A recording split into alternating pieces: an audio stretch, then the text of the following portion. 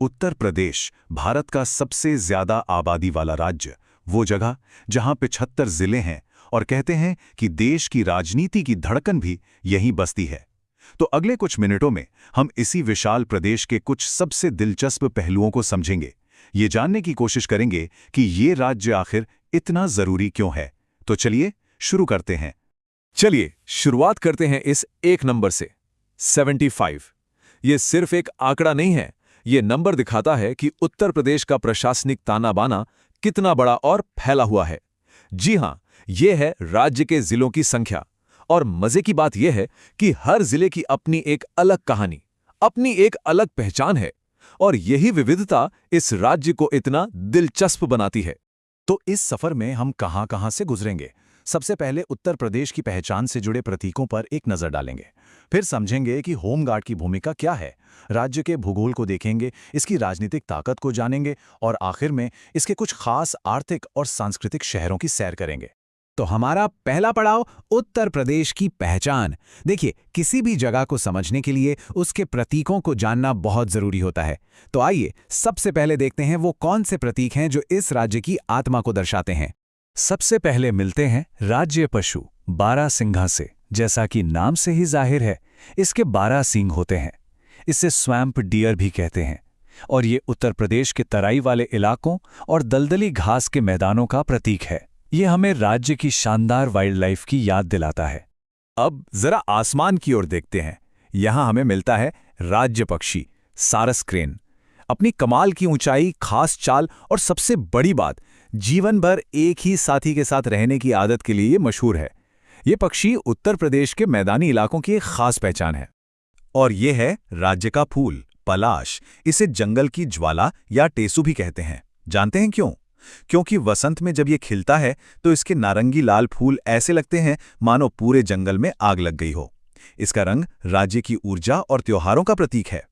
और आखिर में राज्य वृक्ष अशोक, इसे पवित्रता और शांति का प्रतीक माना जाता है।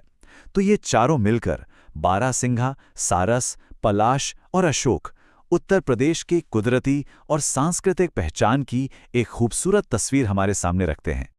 अच्छा, अब जब हमने राज्य की पहचान को समझ लिया है, तो चलिए उस फोर्स पर ध्यान देते हैं जो अक्सर पर्दे के पीछे रहकर सुरक्षा में मदद करती है। उत्तर प्रदेश होमगार्ड। इतने बड़े राज्य को संभालने में इनका रोल बहुत अहम है। तो ये होमगार्ड आखिर हैं कौन? इन्हें आप पुलिस के मददगार के तौर पर देख सकते हैं। ये आम नागरिकों का एक वॉलंटियर संगठन है जो त्योहारों के दौरान भीड़ संभालने से लेकर किसी भी इमरजेंसी में मदद करने तक समाज और प्रशासन के बीच एक बहुत जरूरी कड़ी का काम करता है। यहाँ कुछ जरूरी बातें हैं। इसका हेडक्वार्टर तो राजधानी लखनऊ में है, ये तो साफ है, लेकिन इसके मोटो पर गौर करिए। निष्काम सेवा, मतलब बिना किसी फल की उम्मीद किए सेवा करना, यही इस फोर्स की असली भावना है। और 1963 में एक कानून पास करके इसे एक संगठित रूप दिया गया था।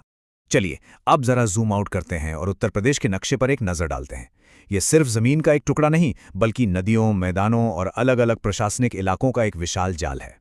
राज्य के अंदर ही साइज में कितना बड़ा फर्क है, ये देखना बड़ा दिलचस्प है। एक तरफ है लखीमपुर खीरी, एरिया के हिसाब से सबसे बड़ा जिला, और दूसरी तरफ है हापुड़, सबसे छोटा।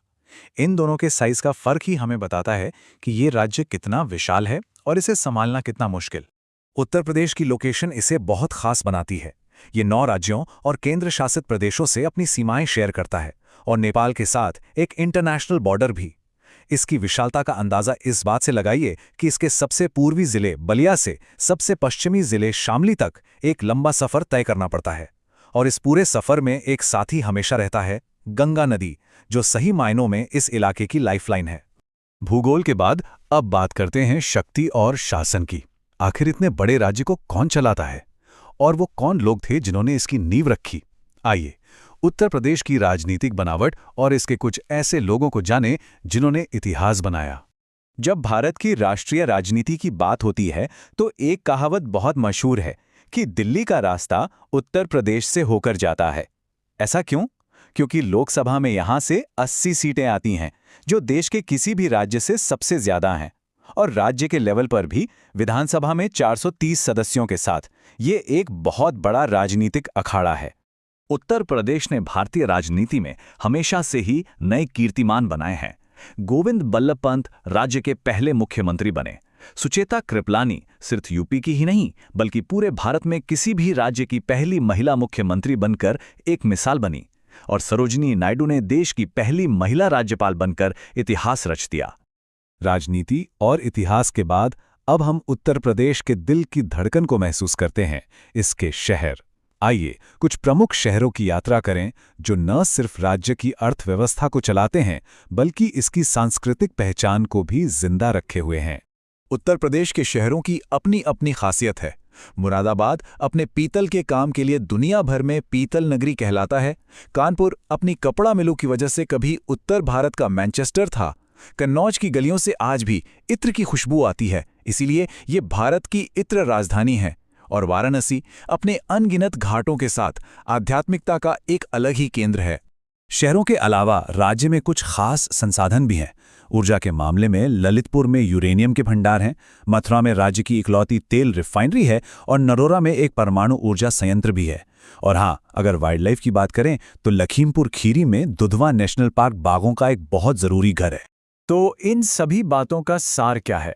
शायद ये एक लाइन उत्तर प्रदेश को सबसे अच्छे से बयां करती है। सबसे ज्यादा लोकसभा सीटों, सबसे ज्यादा जिलों और इतिहास बनाने वाले नेताओं का राज्य। ये सिर्फ एक राज्य नहीं बल्कि अपने आप में एक देश के बराबर है। तो हमने देखा कि उत्तर प्रदेश भारत की राजनीति, संस्कृति और जनसंख्या का एक मजबूत स्तंभ है। अब सवाल ये उठता है कि भविष्य में इसका अगला अध्याय कैसा दिखेगा। इस सवाल का जवाब न सिर्फ राज्य के 24 करोड़ लोगों के लिए बल्कि पूरे भारत के लिए बहुत मायने रखता है।